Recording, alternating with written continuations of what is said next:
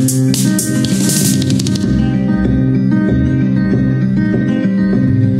been thinking about dying, and how that's gonna be. My skin and bones give up the ghost, and I finally leave my fragile soul, and all I am falls into mystery. I've been thinking about after all the folks I'd want to see. My neighbor says that this is it, my daughter says we live again. Most of the time I'm somewhere in between. Don't the question beg an answer? Don't your song beg a dancer? Don't you dare tell me that there ain't more to this. Dog attack. Bites from a pet or wild dog. A dog bite can lead to rabies or tetanus infection. Immediate medical care is required when the bite is from a dog that has, or might have, rabies.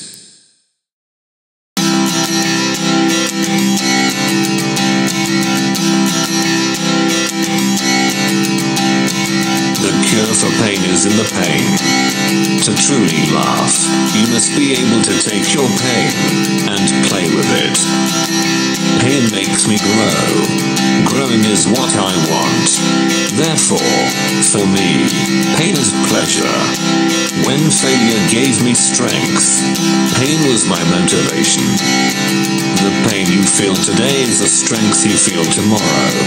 Pain is only temporary, but victory is forever. Remember, the world is here for you. On the channel biography there's an email address.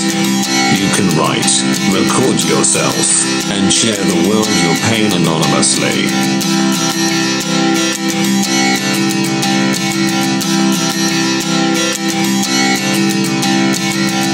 A dog bite is a bite upon a person or other animal by a dog, including from a rabid dog. More than one successive bite is often called a dog attack, although dog attacks can include knockdowns and scratches.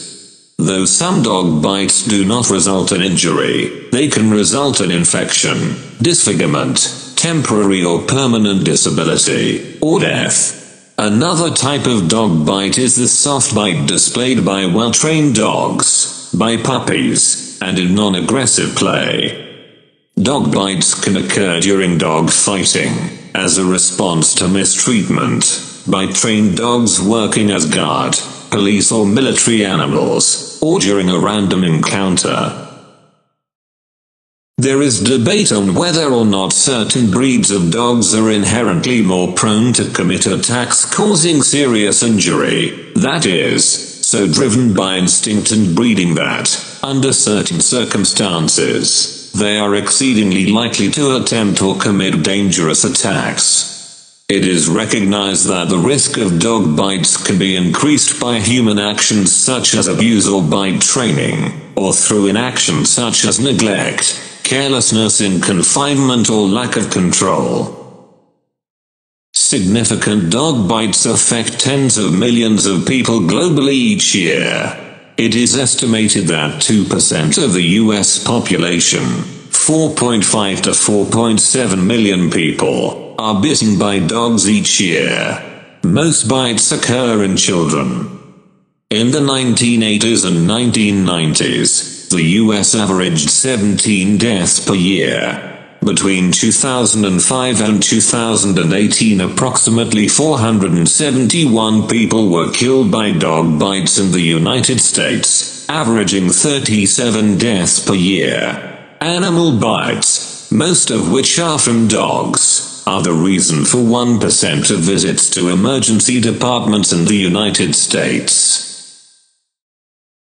Rabies results in the death of approximately 55,000 people per year, with most of the causes due to dog bites. Capnus oesophagocanamorsis, MRSA, tetanus, and Pasteurella can be transmitted from a dog to someone bitten by the dog. Bergiella zohelcom is an emerging infection transmitted through dog bites. Infection with Bergiella zohelcom from dog bites can lead to bacteremia. Treatment. When a person receives a dog bite where the skin is broken, the risk of a serious infection can be reduced by cleaning the wound and getting appropriate health care treatment. It is important to find out if the dog's rabies vaccinations are current. A Cochrane review found that there is not much evidence for or against current practices of keeping dog bite wounds being left open to heal for a short time before closure, delayed closure, or not stitched at all, no closure, over immediate closure by stitching. All dog breeds can inflict a bite. Breed is not an accurate predictor of whether or not a dog will bite. In the US, Pit Bull type and Rottweilers most frequently are identified breeds in cases of severe bites. In a study comparing media accounts of 256 dog bite-related deaths in 2000 to 2009, when a strict definition was used, documented pedigree, parentage information, or DNA test results or on the basis of concordance among media breed descriptor, animal control breed descriptor, and the veterinarian assigned breed from a photograph. The resulting 45 dogs comprise 20 recognized breeds and 2 known crosses. The study also published information comparing when multiple media reports, or media reports compared with animal control reports, differed in reporting the breeds. When using a strict definition, Rottweiler is not equal to Rottweiler mix. 30% to 40% of the reports varied. When using a less strict definition, Rottweiler and Rottweiler mix are equal enough. Only 12% to 15% of the reports varied. A 2000 study by the Centers for Disease Control and Prevention, CDC, of human fatalities from dog bites during the 20 years 1979 to 1998, reported that Pit Bull type dogs and Rottweilers were involved in more than half of the deaths. Published in the Journal of the American Veterinary Medical Association, the AVMA's opinion was that the study could not be used to infer any breed-specific risk for dog bite fatalities without also noting the numbers of each breed residing in the US. Dog behavior. In isolation, predatory behaviors are rarely the cause of an attack on a human. Predatory aggression is more commonly involved as a contributing factor, for example in attacks by multiple dogs. A pack kill instinct may arise if multiple dogs are involved in an attack. Dog owners may be legally liable for the bites and injuries that their dog causes to people or other dogs. In addition, states and local governments have passed laws and ordinances that allow the government to take action against dogs that are considered dangerous. In some cases, a dog owner may be criminally prosecuted for a dog attack on another person. Homeowners insurance policies typically provide some liability coverage for dog bites that occur on the insured's properties. All states recognize that a dog owner may be potentially liable for dog bites. Depending upon the state, the rules for when a dog owner may be liable for a bite will vary. Models of liability for dog bites fall into 3 broad categories. 1. Common law. At common law, a dog owner can be held liable for the injury caused by a dog that the owner knows, or has reason to know, may be dangerous. Many common law jurisdictions have historically recognized a one-bite rule, meaning that absent information that suggests that a dog may be unusually dangerous to others, a dog owner cannot be held liable for the first bite injury caused by their dog. 2. Strict liability. States that impose strict liability make the owner of a dog liable for injuries caused by a dog. without further consideration of the facts. Strict liability laws may require that the person seeking damages for a dog bite prove that they were acting peacefully and lawfully at the time of the bite. The law may also recognize a limited range of defenses to liability, such as the dog owner successfully proving that the injured person was trespassing at the time of the injury or had engaged in conduct that provoked the attack. 3. Mixed law. Many states take a mixed approach, passing statutes that are based upon the common law but that add additional elements that must be proven for a dog bite injury to succeed in an injury claim, or provide defenses not available at common law. States that have enacted legislation that assigns liability include Michigan, Rhode Island, Florida, California, and Texas. Connecticut's dog bite statute provides for strict liability in most situations, subject to exceptions if the person bitten by the dog was trespassing or involved in a tort, or was teasing, abusing, or tormenting the dog. In modern times, the United States has not been receptive to the idea that the dog itself can be criminally liable. A California court explained that, although the tendency to anthropomorphize animals is understandable, especially with beloved pets like dogs, the law does not recognize dogs as having the mental state that can incur criminal liability. That is, although dogs and other animals may have the capacity to commit vicious and violent acts, they do not possess the legal ability to commit crimes. You can't go through life allowing pain to dictate how you behave. I met someone who wants to share the world her pain. Hear from her. Oh my gosh.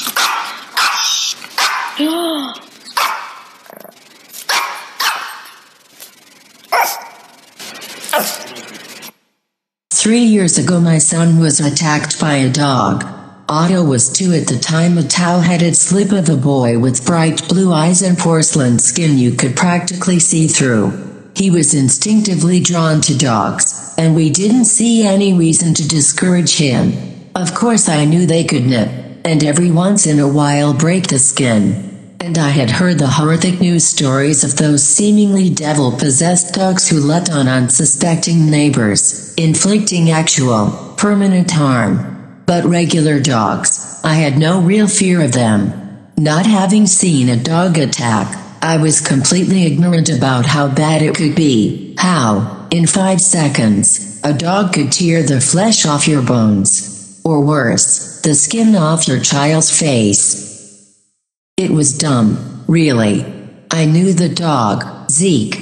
I rescued him from St. Croix a number of years earlier. I realized Zeke was not a family dog after my first son, Zane, was born. I could see him looking askance at the baby in my arms and, after a couple of pointed growls, Zeke was put on a plane to my father's house in North Carolina. Thank you, Dad. So what was I thinking when, a few years later, while I was 7 months pregnant with our third boy, we went to stay with my dad, and of course Zeke, for a family wedding? Well, I thought that it would be manageable. That normal dogs didn't do serious harm. Otto was all over him from the minute we walked through the door.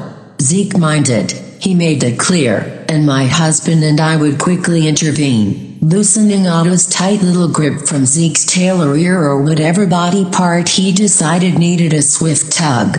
Zeke growled. He bared his teeth. He air snapped. That's the technical term, I now know, but we always got there in time. Then one morning, while I was taking a shower, it happened. My husband had gone back to New York, and my dad was watching the boys. This time, when Otto did what Otto had been doing and my dad couldn't swoop him away fast enough, Zeke tore into Otto's face, biting through his nose in 2 places. Through his upper lip and ripping a 2-inch gash into his right cheek.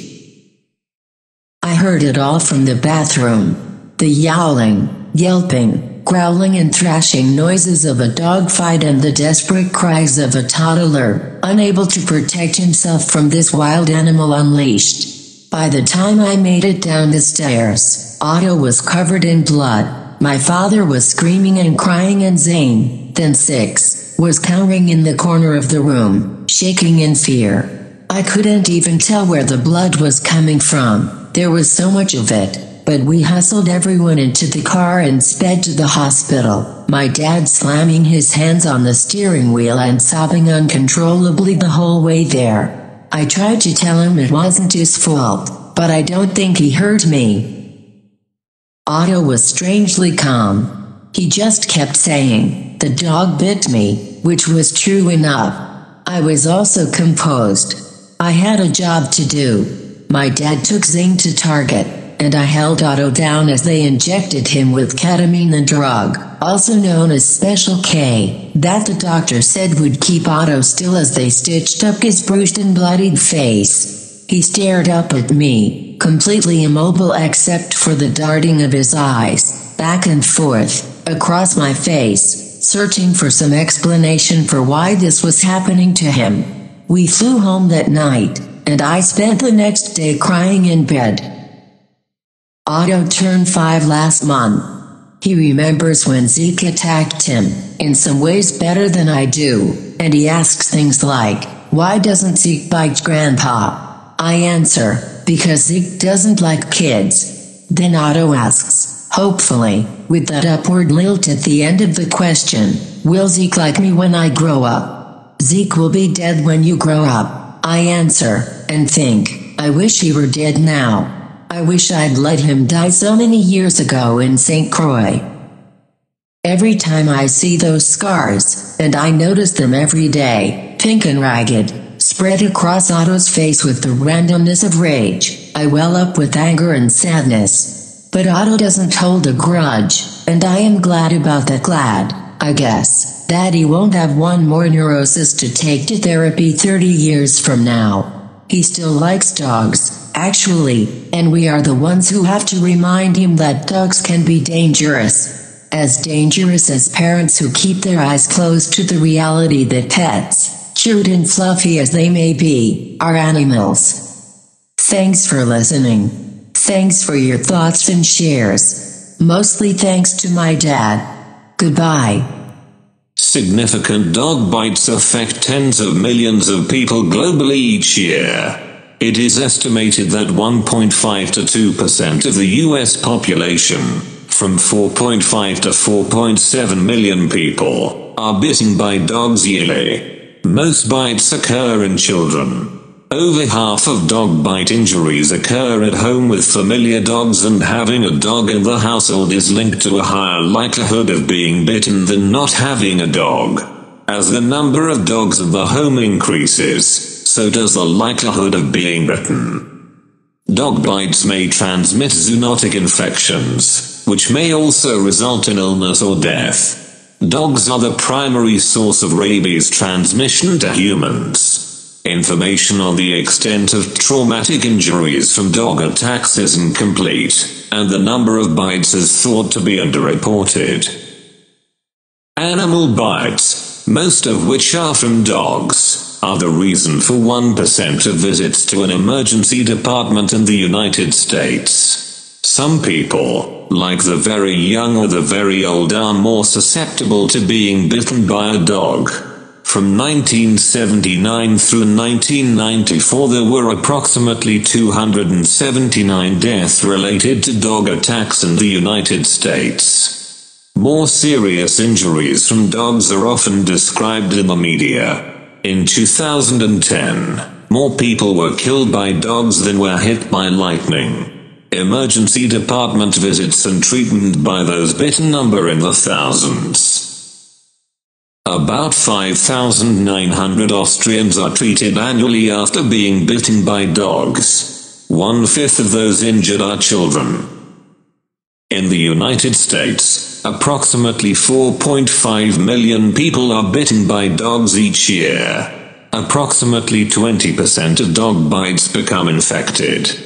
In a survey of dog bites in Pennsylvania, the rate of dog bites was 36 times higher than what had been reported to authorities. According to national estimates, almost 1,000 persons per day are seen in emergency departments for dog bites. It has been estimated that 1 out of 2 people will have a dog-related injury during their lifetime. Most victims are involved in normal, apparently non-provoking activities before dog attacks. Prevention. Dog bite prevention is efforts to prevent people being attacked and bitten by dogs. Legislative bodies have addressed concerns about dog bites that include licensing laws, statutes outlawing organized dog fights, and leash laws. Breed-specific legislation, BSL, has been enacted in some areas limiting the ownership and activities of dogs perceived to be more likely to bite and attack.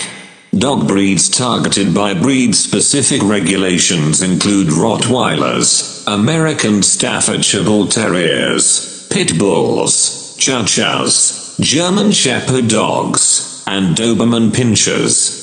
Other measures in preventing dog bites are beware of the dog signage and locked dog enclosures.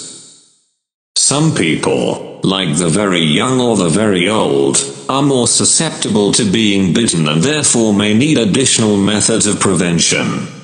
Dogs can be extremely territorial and protective. Dogs can attack anyone who poses a threat to their companions, whether humans, other dogs, or even cats. Dogs can rival bears and big cats in ferocity when confronting burglars, even if they are ordinarily docile. In addition to causing pain, injury, or nerve damage, almost 1 out of 5 bites becomes infected. Those who work and live around dogs should be aware of the risk and take precautions. Rabies is a particular risk associated with dog bites.